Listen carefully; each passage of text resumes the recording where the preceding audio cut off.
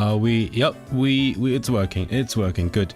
Yeah, as I said, I see you. It's now. Thanks for the enthusiasm. We give a few minutes, just for people to arrive, because sometimes people don't realize it's on until it's on.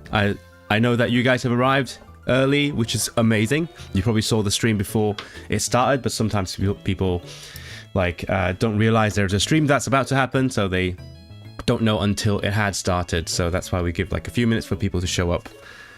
So feel free to have a little chit chat among yourselves. I'll be there in a second. I'm still having to set up some things because I'm on a new system right now. So as I said, I had problems with the mic. I'm just checking everything. I'm just checking if everything's working. I can't English this morning. Morning? Yes. Feels like morning. It's normally morning for me.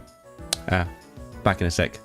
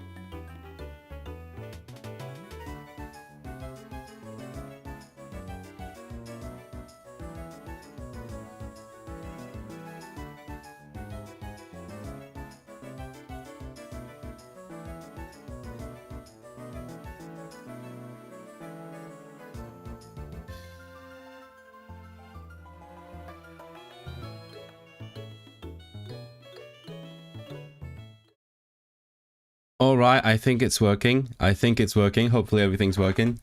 As I said, I'm on a new system. Not a new hardware system, but a new operating system. So I'm still working out the kinks.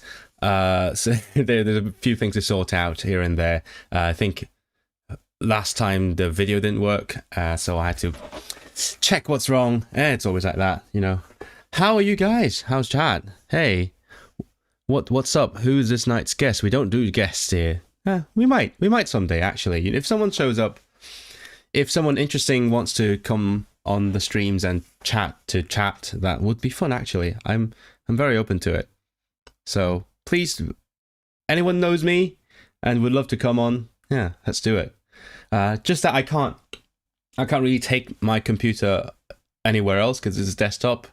So that's a limitation, but maybe I could do it with my new laptop, which I'm not using right now. I can show you guys.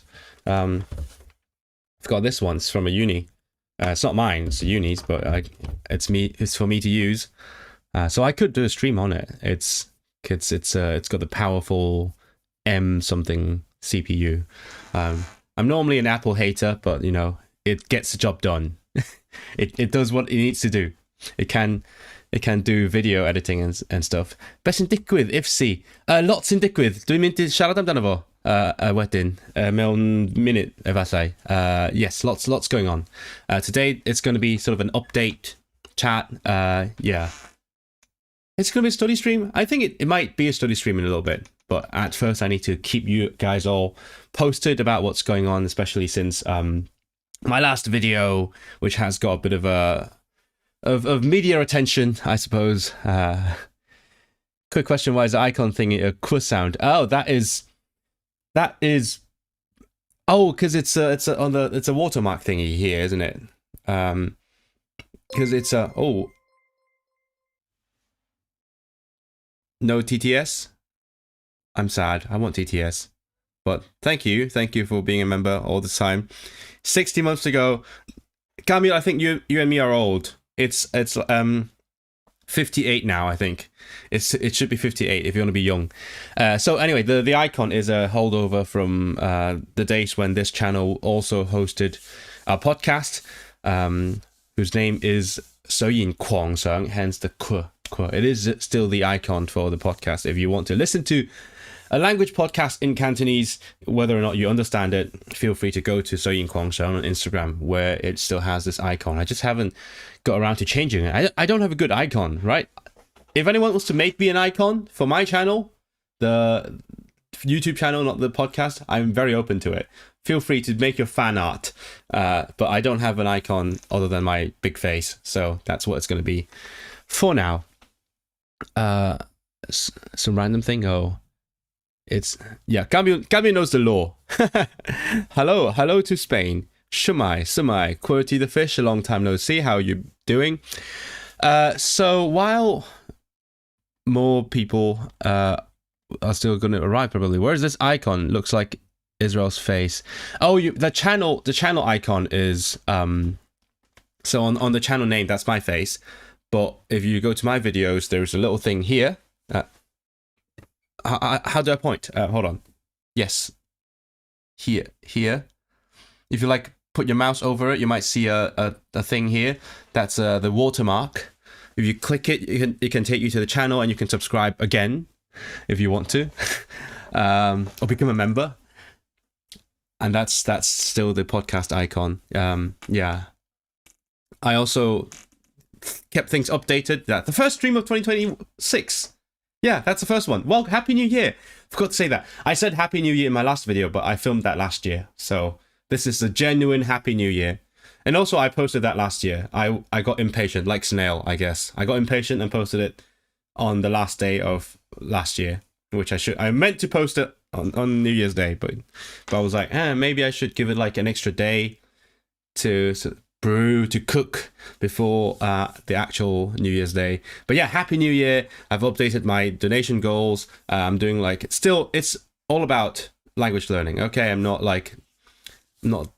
asking for your money for personal gains. It's more like I genuinely want to have your support to do language related things. So if you want to, feel free to support me or unsub. Don't unsub unless if you don't watch my stuff, then unsub, because actually, did you know that it's actually bad if you get a bunch of people who don't watch your stuff to subscribe? Because if people subscribe to your channel, let's say you have a channel, I subscribe to your channel, your video gets pushed to me, but if I'm not actually interested, I ignore it, and then it's actually bad for your statistics. So if you don't watch my stuff, feel free to unsub.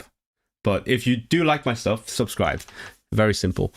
Happy New Year to you too. Blwyddyn newydd dda. Blwyddyn newydd dda I chi gyd. Oh shit, I can't do Irish, mate. But I do know that first word, avlian, because because I know the word in I know the same word in Scottish Gaelic, which is an avliana, which is next year. So I don't know if that's related or not. An avliana is the next year. So be me a doll. Run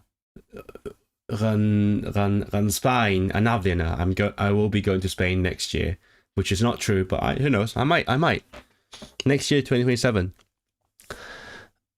So yes, I was saying I thought this might be a good time to actually talk about the thing now.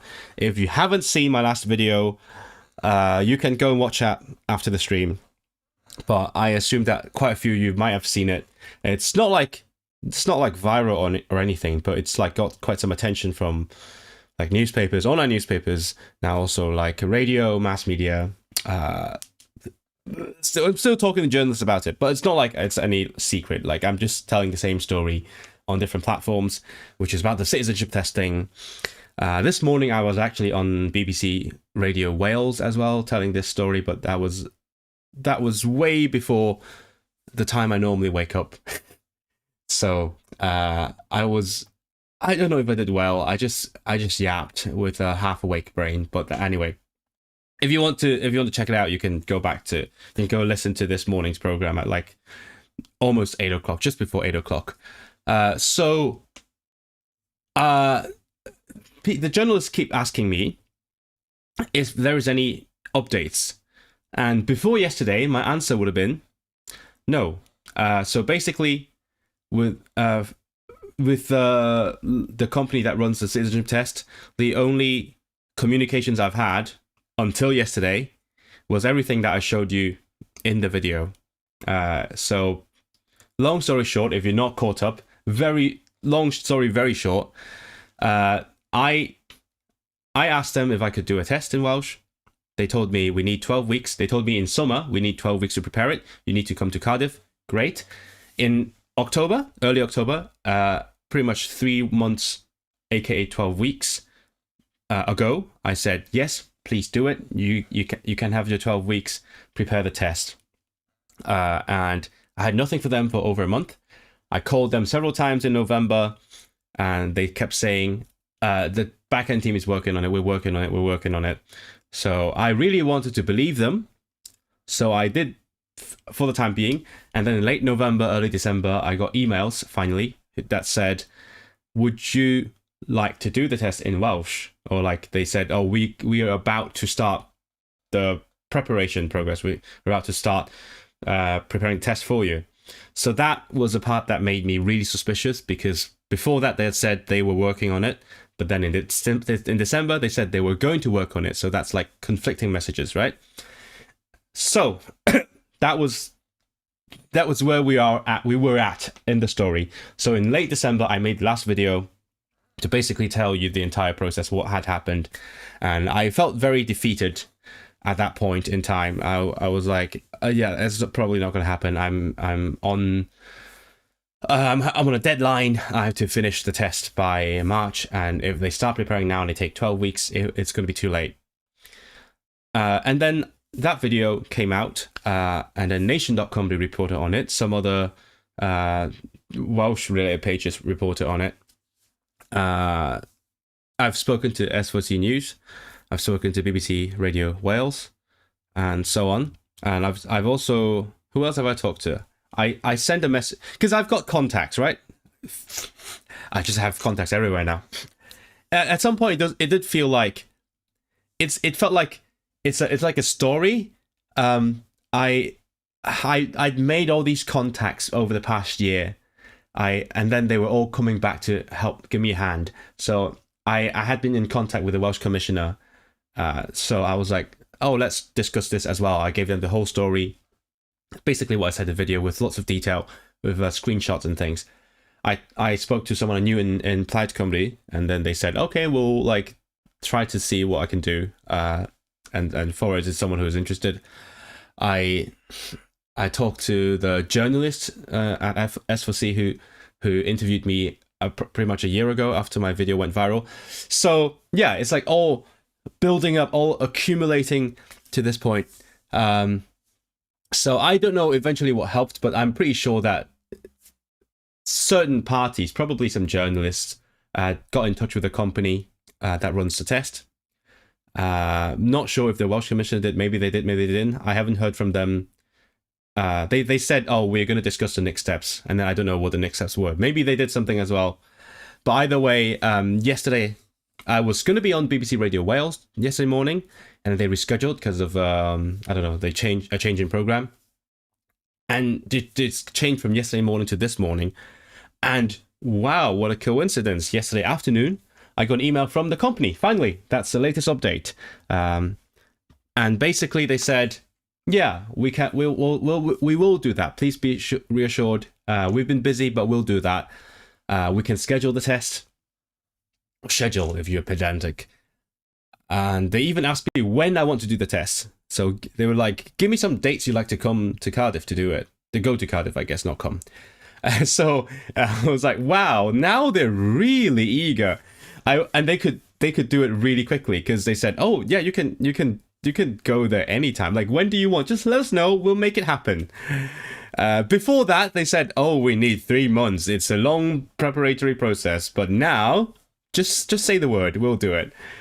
So I find that quite humorous, the fact that they're so happy to oblige. And they also made sure to call me as well, on top of sending me an email, just to make sure I got the message.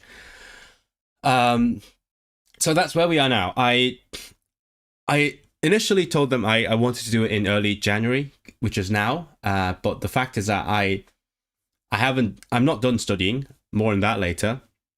I studied slower than I initially intended to, because I was like, yeah, they're probably going to take forever to prepare it. They're probably not going to give me the test until like March. So I'm in no hurry to finish studying. So yeah, I would have finished by now, but I haven't. So I said, oh, can we do it like in late January, early February? And they said, okay, we'll look at what we can do. So that's where we are now. So now I don't want to say that we're completely out of the woods quite yet, because, you know, for the past few months, they have been saying that we are working on it, right? They're now basically saying the same thing, just with more confidence, and probably from some guy who's a bit higher up. But I still want to keep talking to media, because it's not just about me, right? I mean, I'm more hopeful now. I'm not 100% hopeful, but I'm more hopeful now. But the thing is, think about what I've had to go through just to make this happen, right? I had to keep contacting them for months, and then I made a big fuss about it on YouTube, on actual mass media, before we got to this point. So I'm like, if someone else wants to do this in the future, I don't want them to have to go through this. I don't want them to literally have to become news just so that they can book a freaking test. So I still want to keep talking to media to make sure to raise awareness of this issue, of this inequality that exists out there. And on top of that, also to raise general awareness about this test, about how it's privatized, outsourced. And also, it is also unreasonably difficult, because most British people don't know about it. That is, long story short, that's where we are now. So I might still have something coming up in a couple of days, probably on BBC Radio Cymru, I think. Radio Cymru, sorry, mispronounced. But I will talk about how I'll run these streams in a little bit, because I have to change my tactic now. Because what I've been doing so far is I just read this with you guys, like a little reader book, so that you can also learn about, what are the immigrants being taught about our country.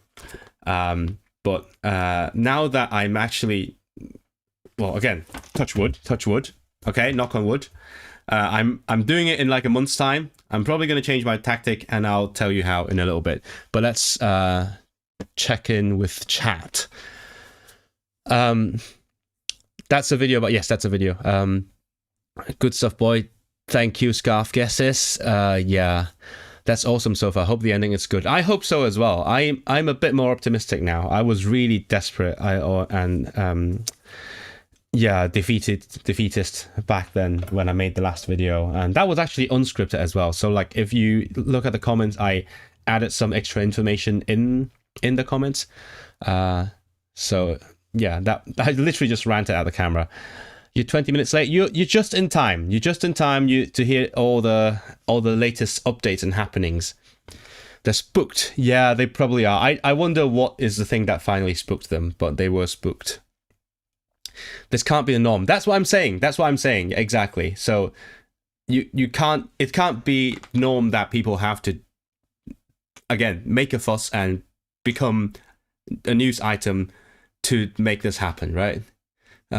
So I've had lots of comments under that video that actually, you guys in the comments, in the chat, you helped me a lot, because I'm not normally like the kind of person to make a big fuss on media, right? In the news.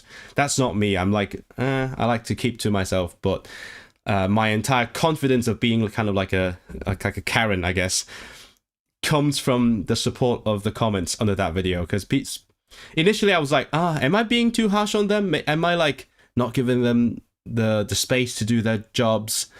But then after reading all the comments saying, yeah, no, that's bullshit, you got to do something about it, I felt more empowered to actually go and speak to people and to put some pressure on the company. So yeah, I'm really grateful for all the support. And I think there was someone who said, what was I going to say about this can't be the norm? I forgot which comment I was going to quote. I'll come back to that in a second. Yeah, I forgot what I was going to say. I got distracted. It's disturbing that one has to have social privilege in order to do something that the law has granted them the right to do. Exactly. But at the same time, because I have the platform, I'm very fortunate that I am able to make this happen. As I said, I've been building lots of contact and also the audience and the connections online for me to be able to do this. Like I see some big pages on Instagram like sharing the story and raising awareness about it. So I feel like I have to do this because I can, right? I also said the same thing to some interviewers, because they were asking why do you want to do this in Welsh? Why don't you just do it the normal way, right? They didn't say that, but like that's what's implied. And I basically said, with great power comes great responsibility, because there are not many people who are able to do this. There are lots of people who have learned Welsh very well, but not many of those people are also trying to become citizens, right? Lots of them are native Brits. Lots of them have become citizens before they learned Welsh. So there's only a handful of people who have learned Welsh to such a high level before becoming a citizen and naturalizing. So I feel like now that I have this rare opportunity, once in a lifetime opportunity, and also I'm in this unique position, I feel like I need to do it. At least I need to try my best to do it.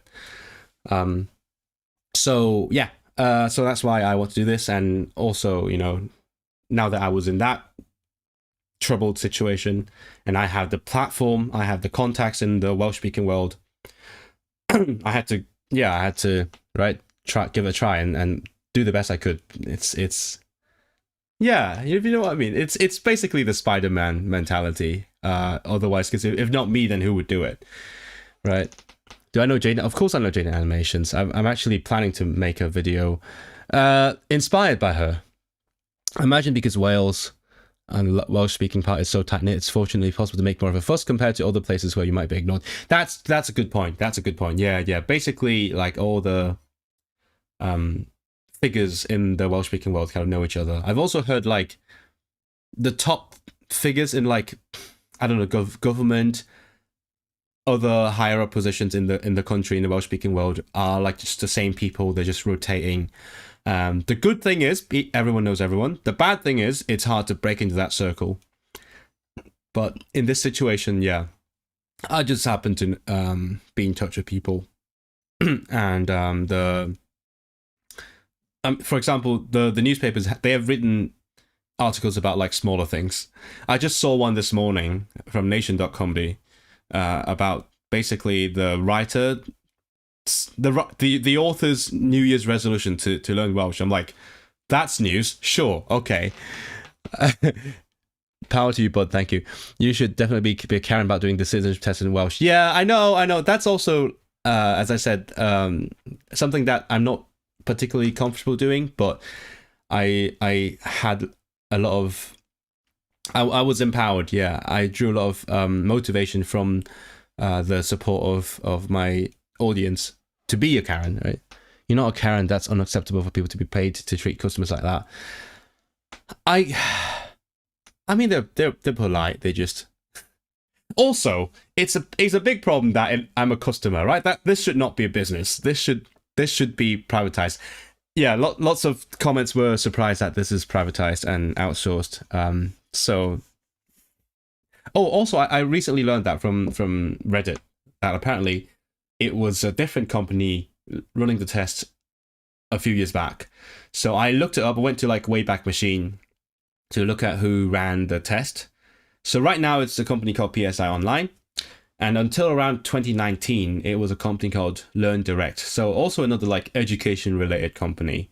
But because you guys might know the Brazilian guy, Rodolfo Piskorski, he's done it. He's the only person that we know of who has successfully done the test in Welsh. So he went through all the admin and actually studied it and then passed it.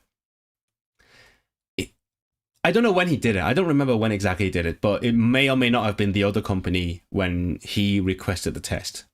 But now it is this one, so maybe that made a difference. I don't know, because that's not just being a bit of an annoyance. That's being a bit of an annoyance in support of the Welsh language.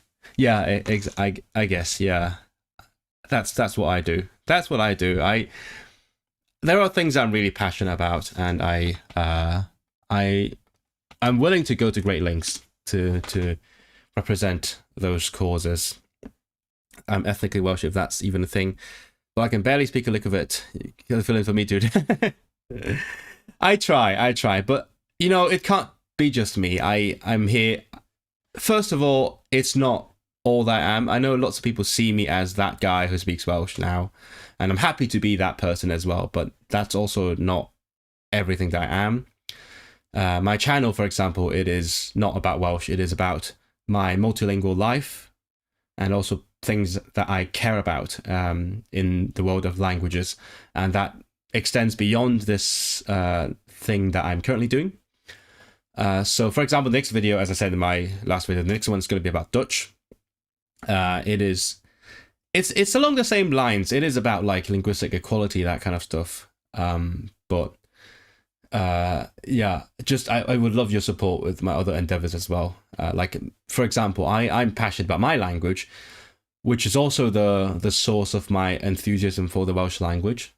I also said on radio this morning, I'm passionate about Welsh because I'm passionate about Cantonese, and I see there's similarities between the situations. So yeah, I'm happy to keep going on about these things. That can be my thing now. But yeah, what's my point? I don't remember my point. I'm just rambling now. But I'm trying to recall the comment that I was going to quote this like 5 minutes ago. I'm going through the comments right now. I'll get back to you in a second. There are some comments that I would not love to see. Weirdly, that video only had one comment that were sort of hostile to me. I've seen some comments that are xenophobic to other people, if you know what I mean, but only one that was hostile towards me. Gotta go. Okay. Quirty the Fish, learning Welsh before becoming a citizen reminds me of a scene in Gavin Stacey where Dino arrives and tries to speak Welsh. Nobody speaks Welsh, followed by Nessa speaking Welsh. Really? Is that what happened? I've seen that scene. I've seen part of it. Is it when shit, what's his name? What's his name?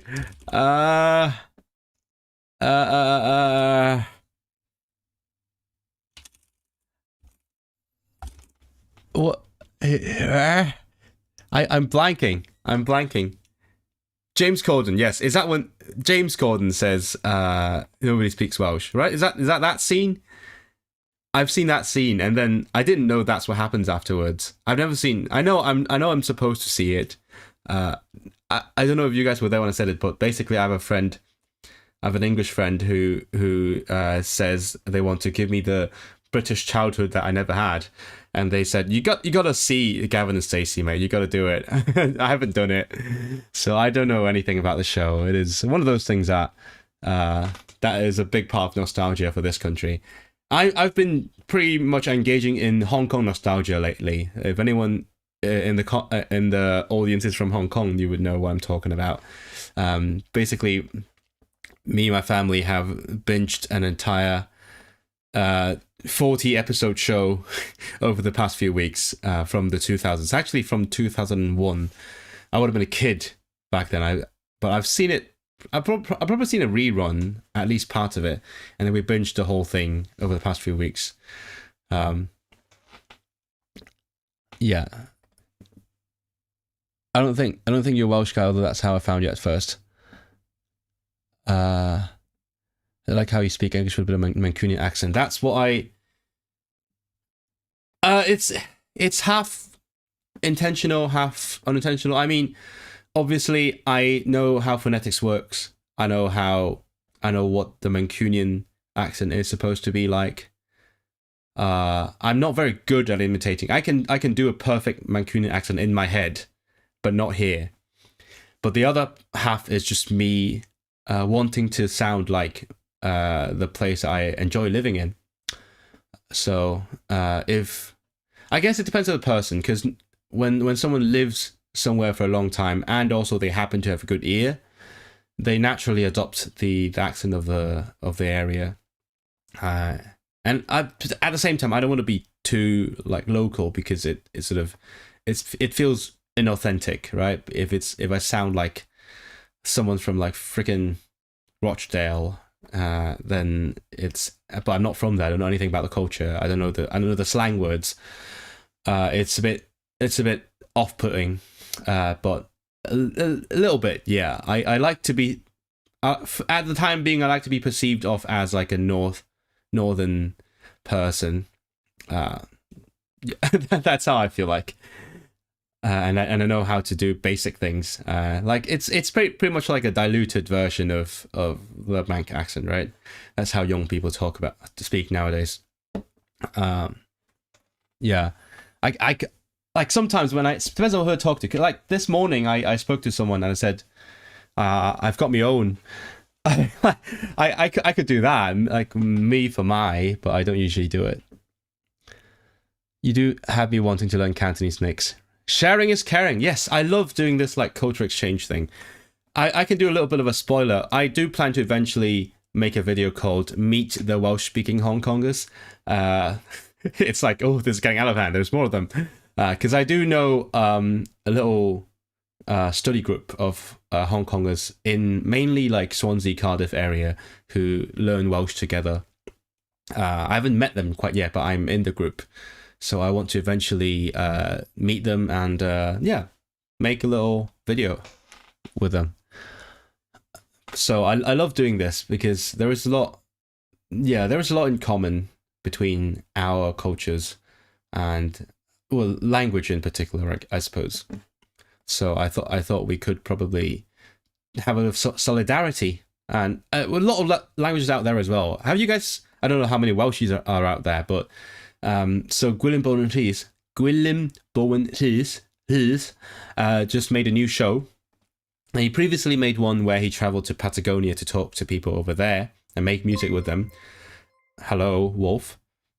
And he's made like a second series where he goes to Basque Country and talk to people about Basque, and he tries to learn Basque. I'm like, dude, if I were to get my own show on S4C, that's the kind of stuff that I would be doing. But he's done it now, so I can't do it, I suppose. So yeah, there's a lot of like solidarity between like Welsh speakers and Basque speakers as well, as you might imagine. So we could probably make a little like bit of a network of languages that we're not exactly in the same position, right? Because Cantonese is thriving, but we feel a similar way in that that's how we are being perceived by certain other cultures, certain other people. Yeah, and I actually realized, I think this morning, that apparently lots of Hong Kong people don't realize how widely spoken Cantonese is. They're surprised that to meet like Malaysian people and like Chinese mainland people who speak Cantonese. I'm like, dude, there is tons of us. There's like 85 million of us out there in the world. We've got more than Korean and German. James Corden was so much better before he went American, really. Yeah, I know he's got a bad rep now, but I don't know how he was perceived back then. Tell me more. Which show? Some of the other learning Cantonese. Really? Okay. So, should I say the English name? So, right now, in Hong Kong and lots of other cities where there is a significant number of Hong Kong people, the new film... Oh shit, what's the... Back to the Past? Yeah, Back to the Past is on right now. I want to see it again maybe tomorrow before it's leaving the cinemas. And that is a sequel to I want to say a long series, but then all the series in Hong Kong are long. So a TV show back in 2001 2001 sounds wrong. 2001. It was filmed in 1999, so it's from the last millennium. But so it's based on a it's a sequel to that show called Step into the Past. It's confusing because in Cantonese they have the same name. The show and the film have the same name, but in English they have different names. And then so it's a really good show. It's a really good show. It's a time traveling show. It's about a guy who time travels to before the establishment of the Qin dynasty. So not the Qing one, Qin. I don't like that I am using the Mandarin pronunciation, but that's the most widely known pronunciation of the name. So like 2,000 years ago, like before Jesus and all that. And yeah, that's basically his story. And it's interesting to see how they juxtapose the different languages, cultures. They don't really touch on the language as much because as me and my podcast have highlighted a lot in the past few months, back then they would have spoken very differently, very differently. But in the show, they pretend that they spoke Cantonese, but in a more like formal literary way, which is fine. You know what? It's a suspension of disbelief. But like lots of cultural differences, technological differences, it's really good. Yeah. So if you're learning Cantonese, there might be a bit of a challenge because, as I said, they use quite literary language to represent the ancient language.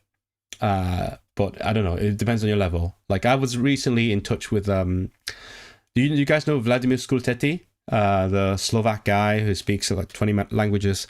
He no, I haven't been in touch with him. He's been in touch with me, and he asked me for recommendations. Yeah, he really pressed me for it. He asked me recommendations to learn Cantonese, and I'm like, I'm the wrong person to ask. I'm not in tune with the pop culture as much. But then after having done this nostalgia binge, I'm like, yeah, you should do that one. He can probably easily watch that because he's sorry, I'm still recovering my voice, so yeah, that's what's gonna happen. He works as a translator in Taiwan, or I don't know if he's actually in Taiwan. He was in Taiwan. So he speaks Mandarin to a very, very, very high level. So the literary language will be just fine for him. I've never seen Hong Kong TV shows, but I've seen the movies. Yeah, I don't know. I don't. You see, I'm not very in tune with pop culture. Me for Maya is great. Yeah, Uladva. Yes. Well, the Welsh is in Argentina. You need an S4C show. I pitched something to the production company that worked with me at the Eisteddfod. I've been in touch with a guy. We haven't got anywhere yet. I think he may or may not have tried to pitch it to S4C, but I don't know nothing good has come out of it yet. So I don't know. Maybe he'll keep trying because yeah, it's kind. He's a producer, but it's kind of like acting like a manager at this point. So I gave him the ideas, and then I might just talk to him again. Like once in a while, I text him like, "Hey, what's up?" And he's like, "Yeah, I know you have ideas. Don't worry." Hello from Hong Kong. Hello, little ape. How are you doing? How's Hong Kong? I don't usually get Hong Kong viewers because I usually stream after midnight in Hong Kong, mainly because I want to wait till my partner is asleep. But today I have to go out later, so I'm doing this earlier. Back to the Past. One of my friends said they're binging the series. Yeah, it's wild.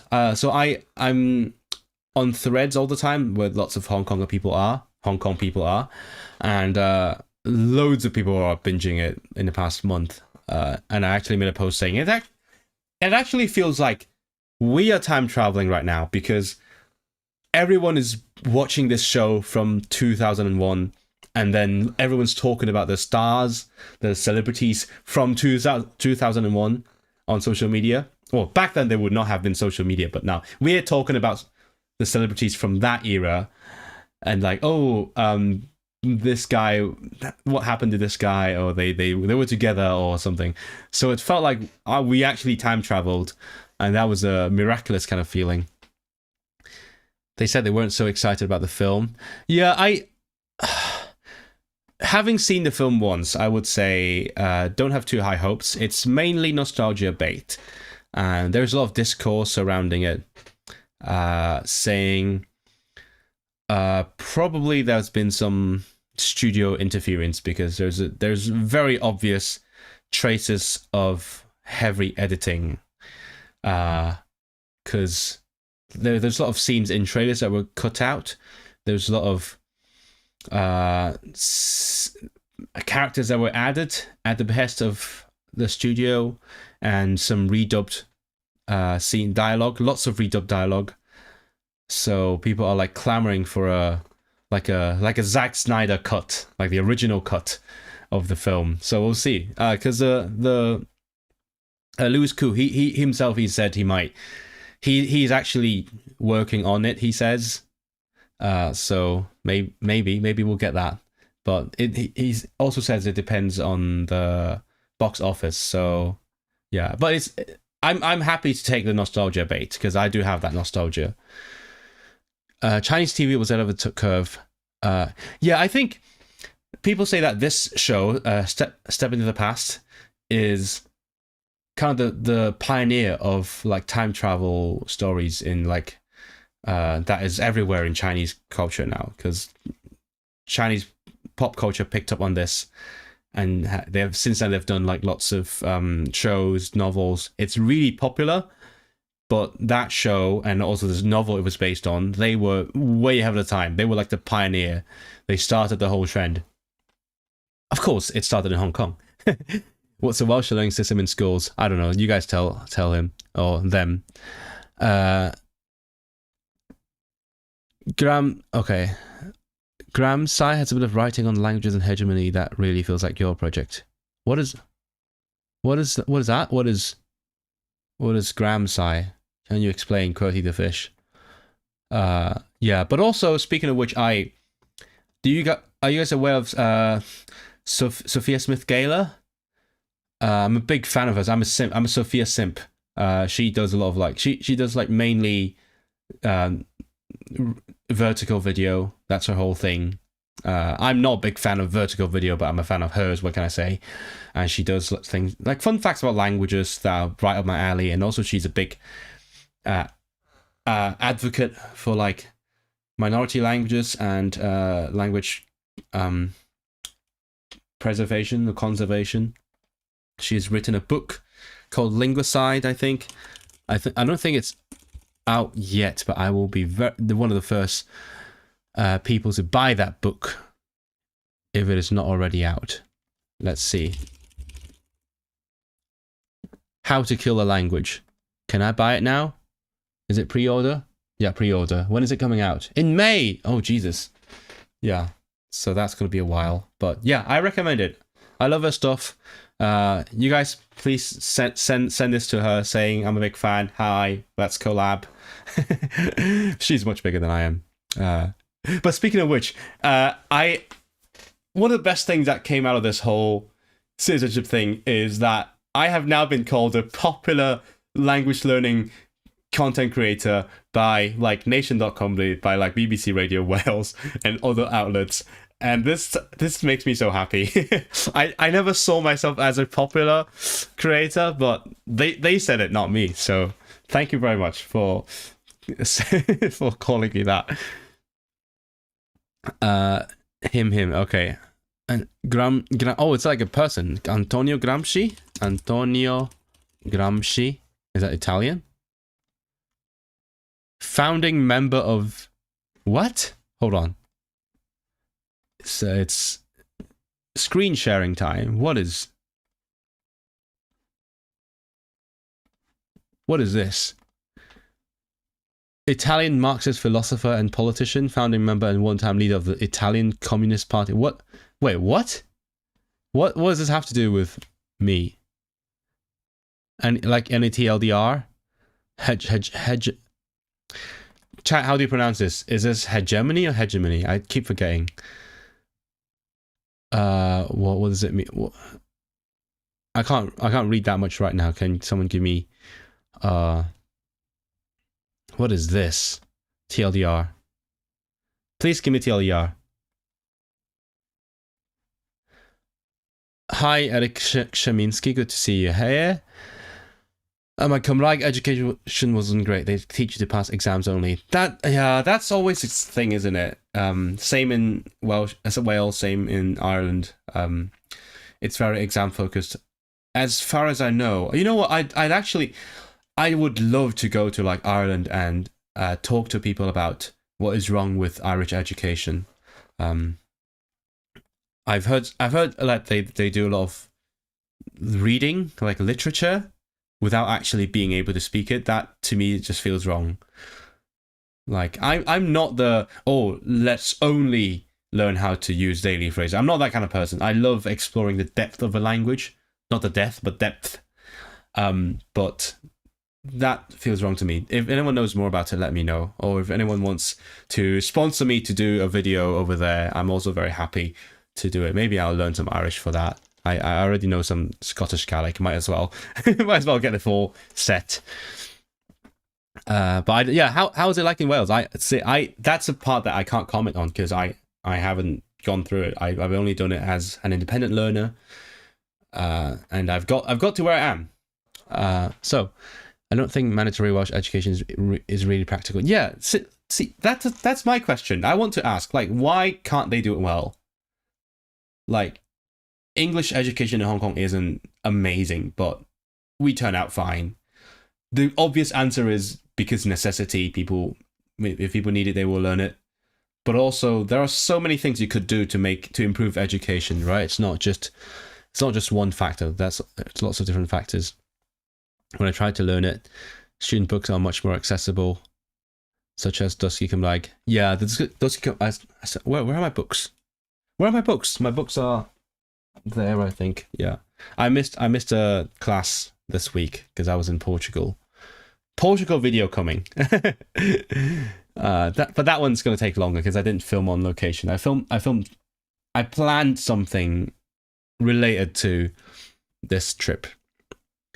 Gramsci was pretty red. I don't know anything about him. They teach you to pass an exam. Yeah, I'm not surprised. No, I'm a little bit surprised because learning purely for exams is a stereotypically Asian thing. Because have you seen the cram schools?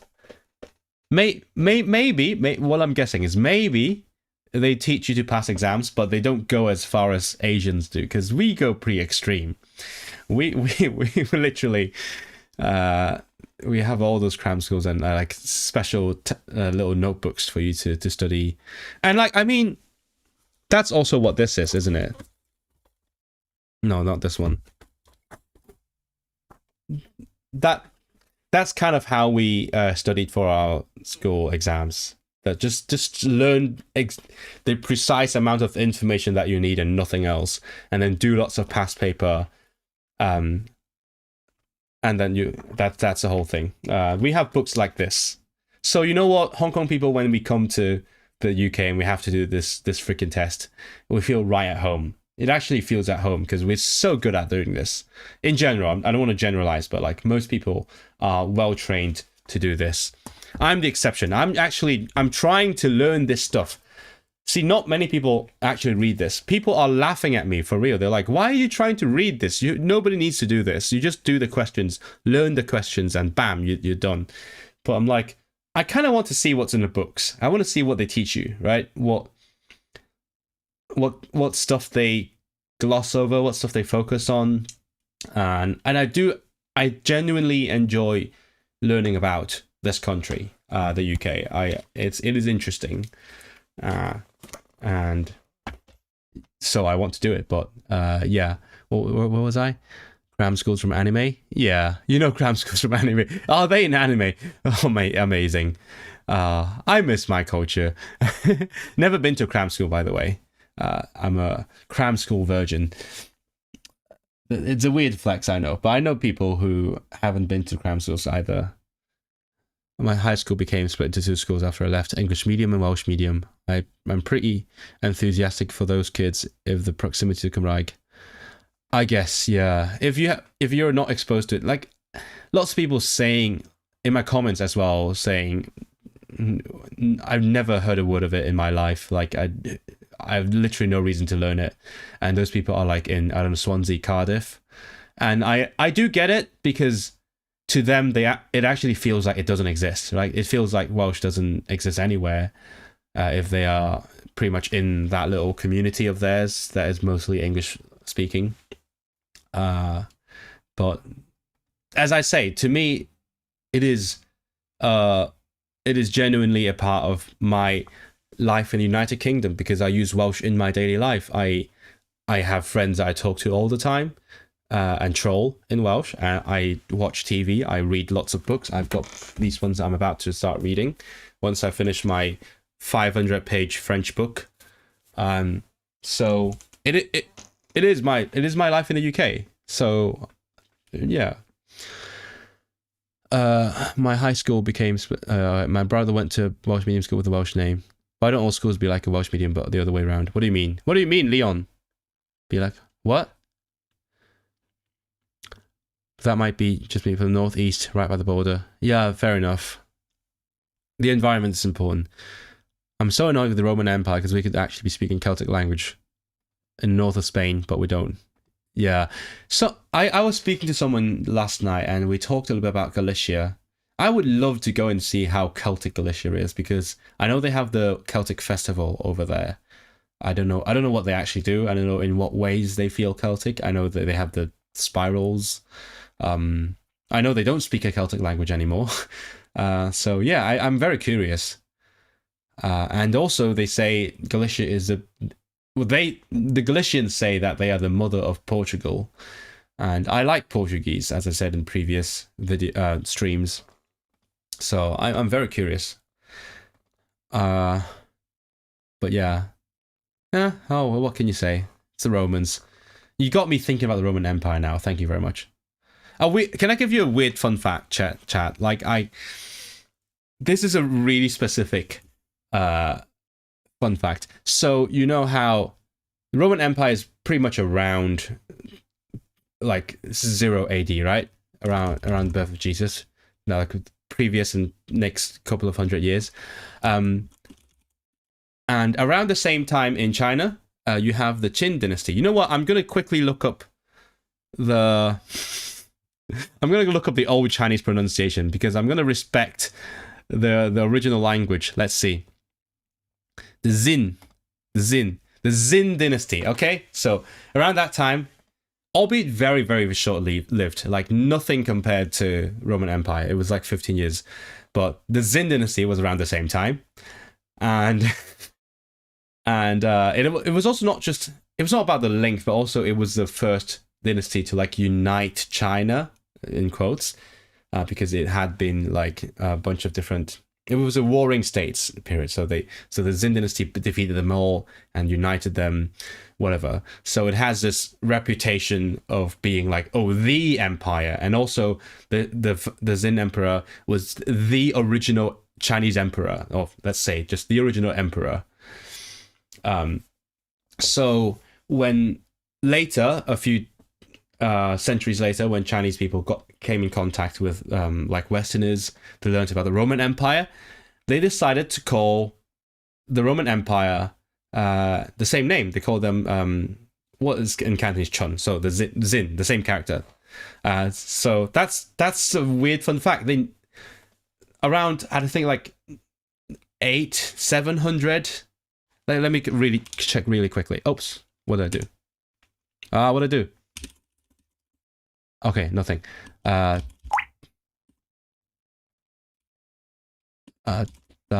Chun Gang Gao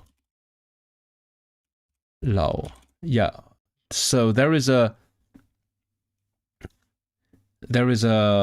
plaque from when? From around the 7th century. Around the 7th century. There is this plaque about the the prevalence of Christianity in China. So the Roman Christianity, that's what it's. And they back then in the 7th century, they named the Roman Empire after the Chinese Xin Empire. So I thought that was quite interesting. So yeah, that so and recently because we've been obsessed with a TV show and the movie about time traveling to that era. The conclusion is I have been thinking about my Roman Empire every single day for the past month. So I'm now one of those guys. That is the punchline. Sorry, it took a very long detour to get here, but well, I had to explain it. Asturias? Where? Okay. Oh, really? Where is Asturias? It's really freaking cool. I know. I do love Chinese history. I had a big phase in my secondary school about Chinese history. I read like lots of books about it, like popular science books. I guess not science, but books about Chinese history, different dynasties, and because I was also obsessed with like the period, not dramas, but novels with like kung fu and all that, very fantasy, superpower kind of kung fu. I was obsessed with that kind of literature back then. So I read a lot of history. But now not as much anymore, but I still have that a part of me. So where is Asturias? Oh, right. Right. So near Galicia, right? I only know Galicia because it has Gal in the name. So Gal is like a telltale sign of that somewhere used to be or is Gallic. No, the Gallic. Celtic. Very cool. I haven't been to much of Spain, so if someone wants to teach me something about it, I'd love to.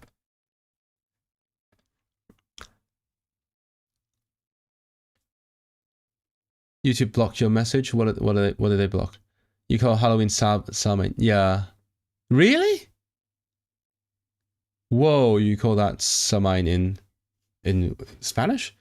When people talk about cultural Marxism, they're dog whistling. Gramsci was an actual cultural Marxist. He wrote about culture using Marxist class. I'll look into that at some point. So they teach us Welsh up until year 2, and then after they do English, I think they can speak both fluently. So why don't we just do it the other way around? Hold on. I know I'm reading stuff that is not on the screen right now, which is normally bad, but this is interesting. So they teach just Welsh up until year 2, and then after they do English. Real? Wait, in what schools, Leon? What schools are you talking about? There was no 0 AD. What do you call that? What? Hold on. What do you call it? What do you call the 0th year? I know CE. Yeah, I was gonna say CE, BCE and CE. But that's a separate system, right? BCE and CE is like a newer system. But what in the older BC AD system, what do you call 0? The year 0? Is it just the year 0? If you think of the Roman Empire, you spot for choice. I'm not thinking of it. You made me think of it. It's great to see Hong Kong embracing so much about UK. Oops, I'm here with my Ireland mug. Have you watched that one TV period drama from like 2010? I don't remember. It's ages ago. I was not big on TV. I just watched whatever my family watched. Nursery or reception. It went from what? What? There was no year 0? Wait, what?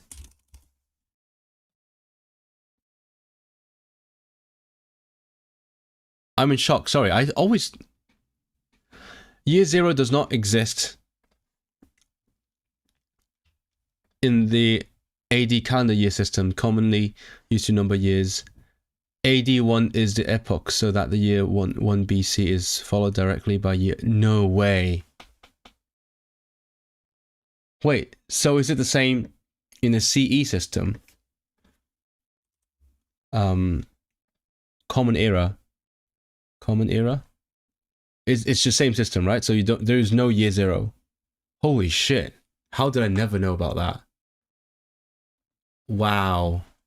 Epoch. It's called epoch.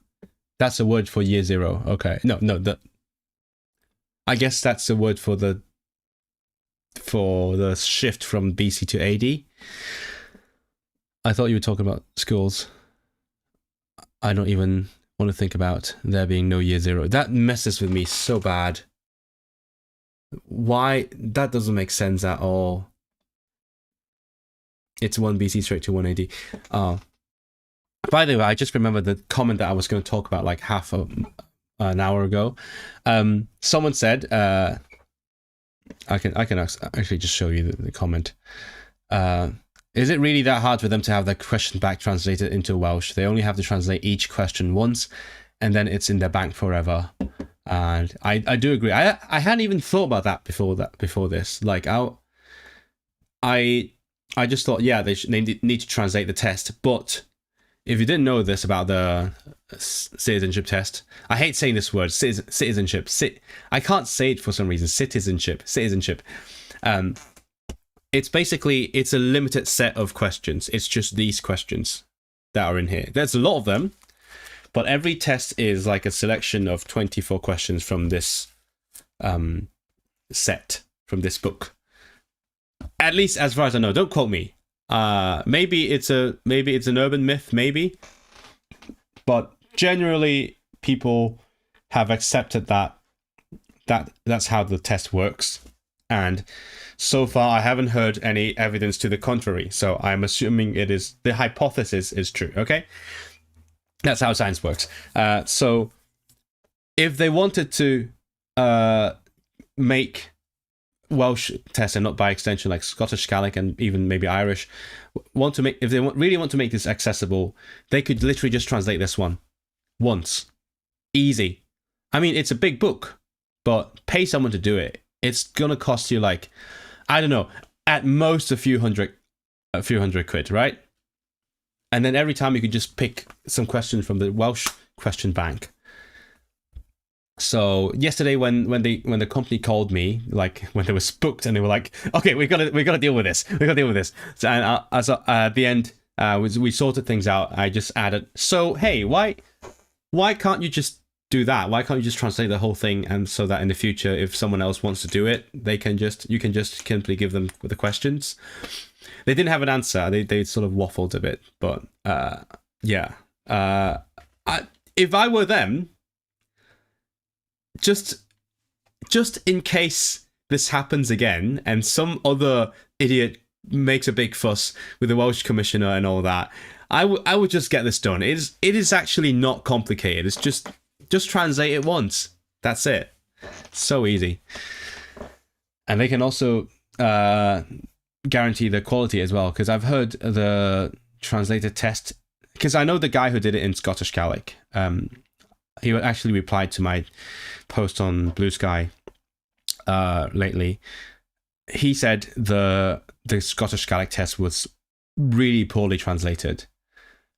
So I imagine someone just did a bang up job of it, because it's like a case per case basis, right? Oh, we need to do this. Let's get this translated. So we just do whatever. But if they actually put in some tiny bit of money and time to get the whole question bank translated, you can make sure it's good quality and it's reusable. It's not like on a public exam, like a GCSE test that is different every single year, right? That's what I wanted to say earlier. What's your favorite English food? Chicken tikka masala.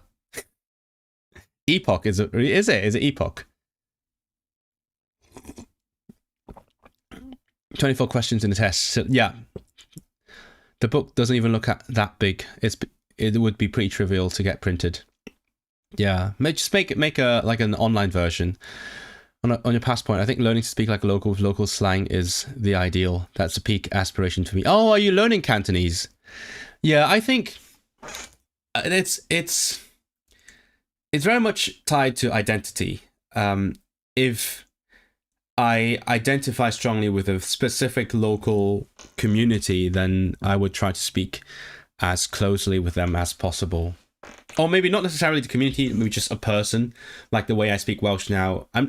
It's very far from perfect, but I would love to speak like my friend does because I really like them. But yeah, I don't know, because with I identify as Mancunian at the moment, but it's Greater Manchester is a big place with lots of different local accents as well, and especially in like Manchester proper, the accent and I guess by extension the culture has been pretty diluted by all the people moving in from other parts of the country and also other parts of the world, like yours truly. So there isn't as strong of a local identity in like Manchester proper. So as someone who lives in Manchester, I don't feel comfortable speaking with a strong Mancunian accent. If I lived in Bury, then maybe I would identify more with that. Do you know what I mean? I think it is very much because identity is not just identity, but it's also like all the interactions and social life that you have, all the people that you know, and how you live your life as well, right? You're doing a huge service to Welsh speakers by invoking the right to take. Thank you for saying that, because sometimes I doubt myself. I'm like, does this have a point? Am I doing like a meaningless gesture? Because when people ask me that, I have an answer prepared, but like I also doubt myself whether I'm just making a fuss for nothing. Much ado about nothing, as they say. But yeah, English food getting a lot of stick over here. I would love to try some wild things. I saw a Taiwanese Instagrammer who has tried all the wildest British foods. I think she did the jellied eels first, and then she went to a place. Let me see if I can find it. Let me see if I can find that post. She went to a place that only has white people in it. And then they sell jellied eels. And then later on she tried some derivative, like one person version of the stargazy pie. And then she tried, what else? I forgot what else. I can't find the post at the moment. But yeah, very, very daring. I would love to do that as well. They're not making the proper provisions, and you're bringing light to that. Thank you. Yes, I feel like light needs to be brought to that. Tika is Scottish. Did you ask for English? Oh shit, you're right. Yeah, my bad, Esme. My bad. Yes, I do apologize. Tika is Scottish. I know that. I did the classic English thing of of seeing English and British as synonyms. Oops. Chicken tikka masala is 100% English food. No, it's Scottish, but it's also like Britain's national dish, the UK's national dish. You look at American food, yeah, stuff from any other random culture. I think once you've lived there for a few years, you naturally sound more Mancunian. I have lived here for a few years, more than I've lived in any city but Hong Kong. Yeah, I've been in Manchester for quite a while. I've lived in Oxford for 2 years, Birmingham for 1 year and a half, and then Manchester for like 4 years now, I think. Do you want to learn You mean Romanian? Maybe, I might do that. I'm actually very likely to be going to Romania late this year. I'm probably not going to learn it to fluency. Maybe I'll learn enough to like understand some things about the language and culture and potentially make a video about it. But yeah, I'm at that point where I sort of have my core set of languages, like the ones that I really like speaking and using. And then I'm open to incorporating more new ones to that core group, but at the same time, I'm like, okay, I'm not too fussed about being amazing at a new language. I can just dabble in it and then enjoy learning about it, pretty much like my linguist friends do. But don't worry, I'm not going to claim I speak those languages. I'm not the kind of person who learns how to say hello and would you like to have a beer with me and then say that they speak the language. I would not claim I speak them, but I would love to learn about them. A lot of plates in Britain are just brown objects arranged in ceramics. Yeah, that's pretty much it's that what it is. Hope you're doing well. Hope you're doing well too. And Happy New Year, Orange Barnacle. Jellied eels are a meme East End food that only properly old generation eat. That's kind of sad, isn't it? I know it's meme, but also it is a good meme. It is really fascinating. I think they just think it's bland, very calorific. Then they come here, eat one great sausage roll. They're in our grasp. I love the sausage roll, not gonna lie. I love sausage rolls. Do you know are you guys aware of the Hong Kong sausage rolls? We don't do puff pastry, but no, oops, I missed that. We do this. I mean, it is a sausage in a roll, so by definition, it's a sausage roll, but it's a bun. It's not a puff pastry. But speaking of which, I had a lot of great pastries in Portugal. I love Portugal for the pastries. Maybe because we got something because like we are close to Macau. In Hong Kong, we're close to Macau, and Macau is Portugal influence. It's Portugal coded. Or Portugal pilled. So maybe that's how I got my love of pastries. It's just indirectly. How many years of UCH did you do before your B2 test? I mean, if you talk about the courses, technically, then probably like 1 year. Because I was in UCH. Yeah, so Advanced 1, Part 1 in the last academic year, 24-25, and then I did my B2 in June last year. I'll eat any kind of sausage roll. A sausage bun, yeah. But the bun is a roll, right? Roll. That's the thing. I still don't quite understand the terminology for like different kinds of breads, because there's like baps and rolls and whatever. And rolls are not necessarily things that are like, that look like a roll. Because when I first heard roll, I thought, yeah, so probably something like spirally or something that looks cylindery. But no, lots of different kinds of breads are rolls. So I don't get it. But I guess by definition, the sausage bun is kind of also a sausage roll if you use that interpretation of the word. Real British food is whatever. 3 for 2 deal, Iceland. Something that's kind of sad. That's a bun, definitely fully edible. That's sausage roll. I've heard people call them pigs in blankets. No, I think there's the American pigs in blankets, right? Americans do something like that. Because over here, I mean, you guys know, pigs in blankets are sausages in bacon. And as a bacon hater myself, yes, feel free to hate on me, but I don't like bacon. I do enjoy pigs in blankets. Portugal peeled. English Titanic greasy spoon. I don't go there often. I think I enjoy it when I go there. I think my mum's been pretty obsessed with the spoons lately. She discovered them, and she was like, "Oh my god, the value!" And she discovered that on our trip to like the southwest, and we've been to like a couple of those. A bun is a roll, which is also basically a bap. I speak English in a broken Hong Kong grammar English. What? My friends think I'm funny. I even want to consider bread classification. Bun is the Chinese way. Really? Okay. Yeah, that makes sense. We just say bao. It's translate bao. It's bao. Like the bao you guys use. Hating bacon is insane. Yeah, go.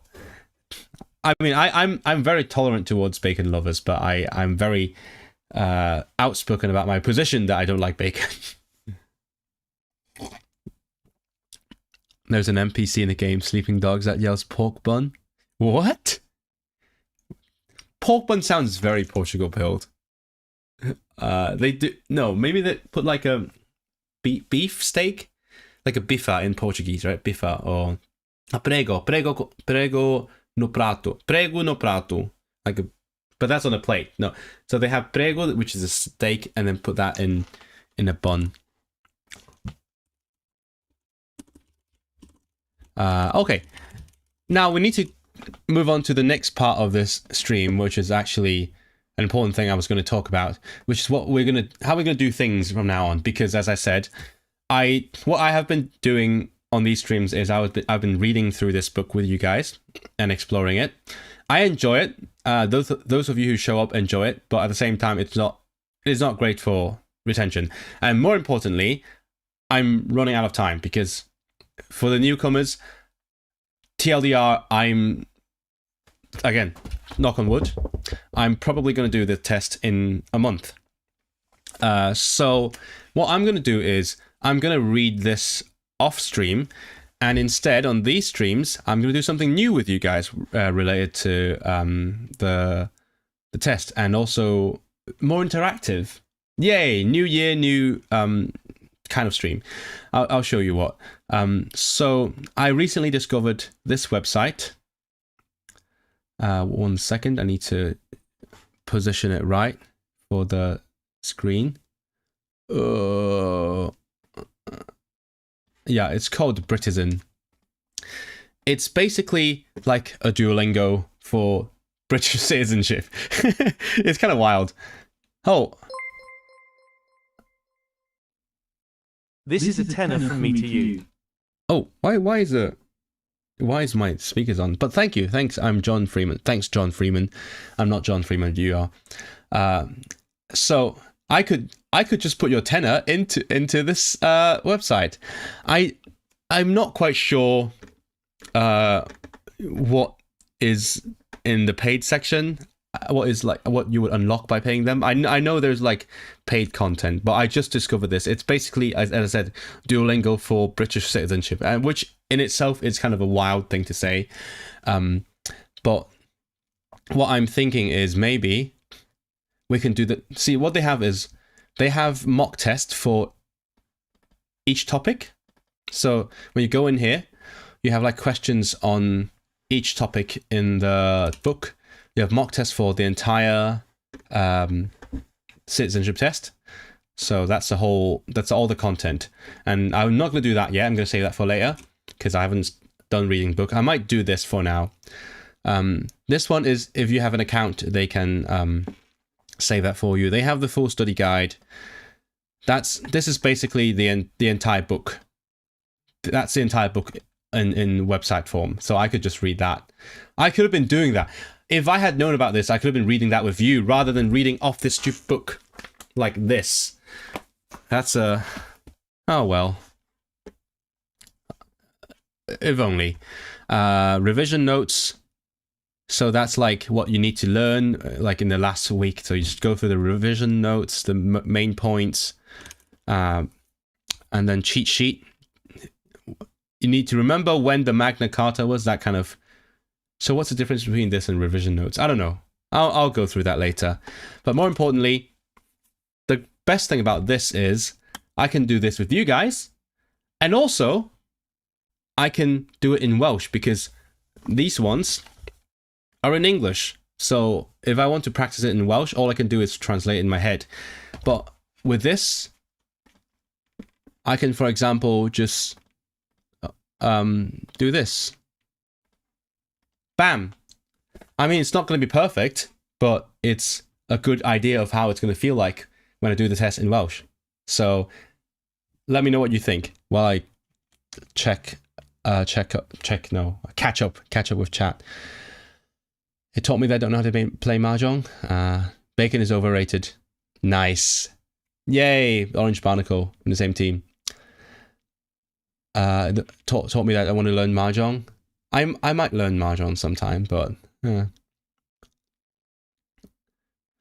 so down for watching a mock test. There's some good apps designed for passing specific tests. I know there are, but I just no one suggested these things to me.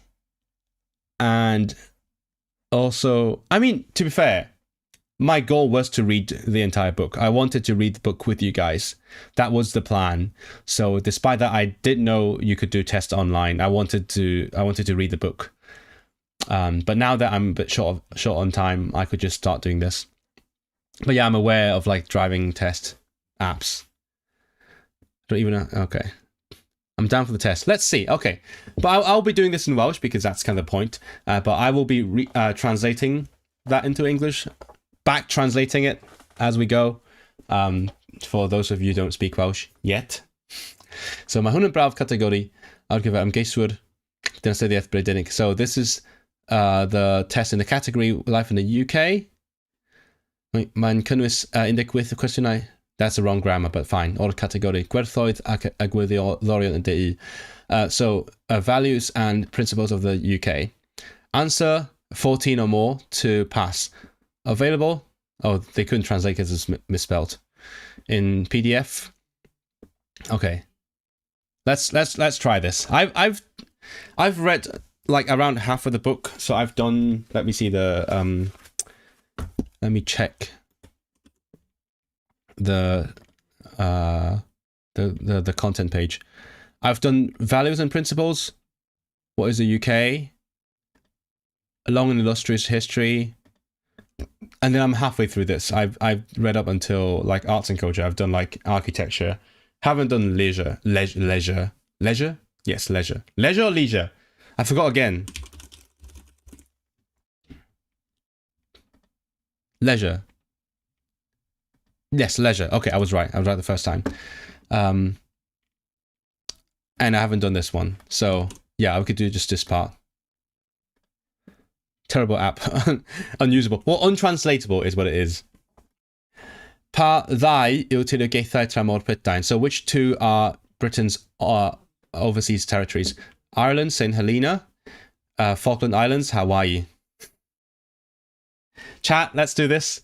We gotta get this right? This is Argentina, right? All right? Is that correct? It's Argentina? Yeah. So... Oh, great, translated. Mae yna hefyd sawl ynysydd a chysylltiad agos i'r DI, ond nad ydyn nhw rhan ohoni. Ynysoedd the Channel ac Ynys Mawr. So, Isle of Man and the Channel Islands have close relationships with the UK, but don't belong to us. Mae gan y rhain eu llywodraethau ac eu hunain ac fe'i gylwyr yn ddibyniaethau ar goron. Crown dependencies, right? Dibyniaethau ar goron. Mae yna hefyd nifer o diriogaethau tramor Prydeinig mewn rhannau eraill o'r byd fel St. Helena. I know it's pronounced St. Helena because I listened to the Wendover Productions podcast ac ynysoedd y Falkland. Maent hefyd yn gysylltiedig ar DI, ond nid ydynt yn rhan ohoni. So they are not part of the UK. That's important. I would not have been 100% sure if they were part of the UK. Not Argentina. Yes.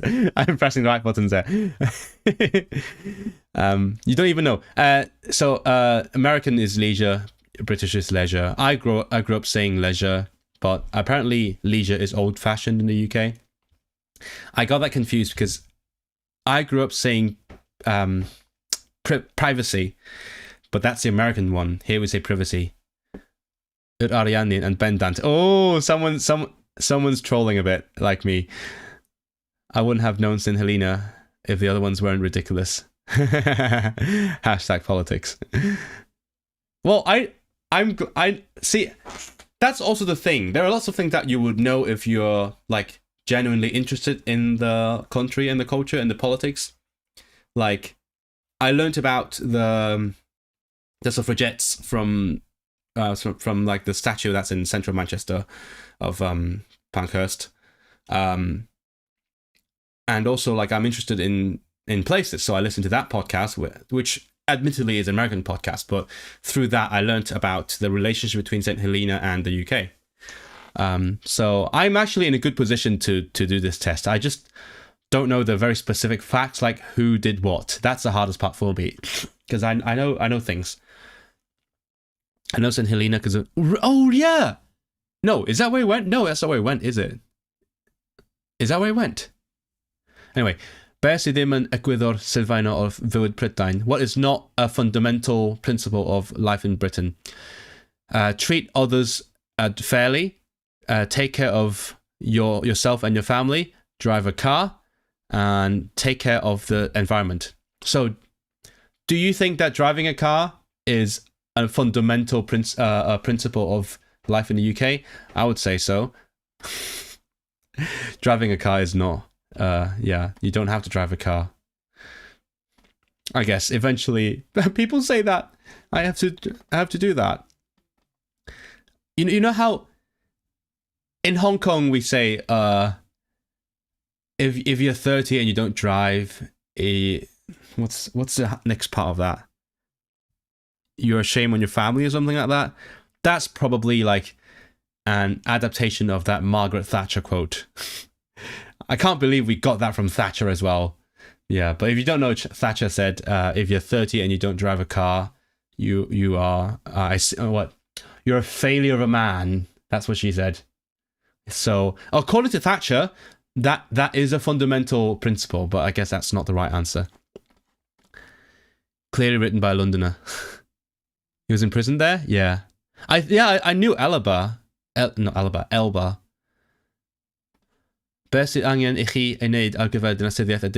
you need to do for citizenship? Speak and read English. Oh shit. Oh, that is very relevant. Must you speak and read English to be a British citizen? Chat, what do you think? Let's see the other ones. Get a driving license? Maybe not. Get a university degree? And be able to use a computer in English? Oh no, chat. I think the answer is speak English. Oh no. Someone clip this. I'm going to switch this back to English. What do you need to apply for UK citizenship? Speak and read English. See, yet another thing in this test that is wrong. And I've proven it, but I am proving it. I think it hasn't been proven quite yet. I know Rodolfo did the test in Welsh, but I'm not sure, but I don't think he fulfilled the language requirement in Welsh as well. I plan to do that. Because I think back then he didn't speak Welsh as well as I do now. I don't know if he does now, but anyway. So I have a B2 certificate in Welsh. I'm going to try to submit it for my citizenship. We'll see.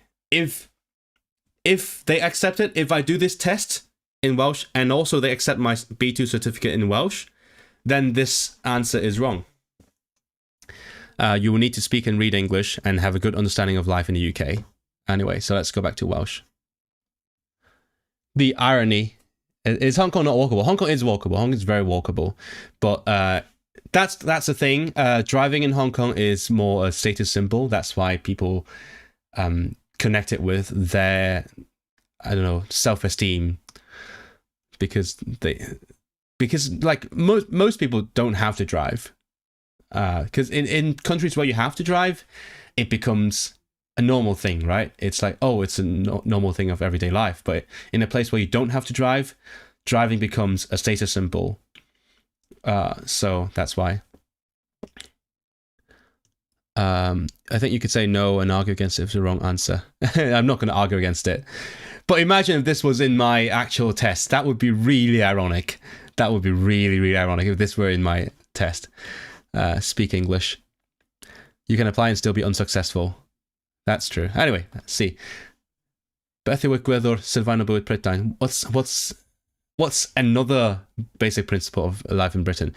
Rule of law, rheol a gyfraith, rule of law. Cymryd rhan mewn gwyliau, take part in festivities. Cefnogi eich tîm lleol, support your local team. Maybe. Mynychu eglwys ar y Sul, go to church on Sunday. So, rule of law. Mae'r rheolaeth a gyfraith yn un. Let me check what is, because the translation's not perfect. So, rule of law in Welsh. Let me check. Rheol a gyfraith. Rheolaeth. My accent is a bit off today. I can't speak Welsh. This is the right word. Rheolaeth a gyfraith. Yn un o egwyddion sylfaen o bywyd Prydain. Beth mae'r DI yn ei gynnig i'w thregolion? What does the UK offer to its residents? Rhydyd cred a chrefydd, freedom of belief, bywyd moethus, a luxury life, trwyddyd deledu am ddim, free TV license. Chat, do you pay your TV license? Come on, be honest. I recently got another letter.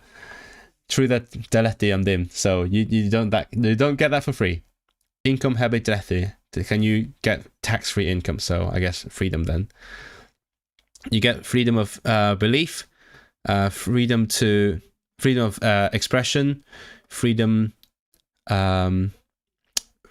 from, I guess, unfair discrimination, right to a fair trial, right to take part in elections. So that makes sense.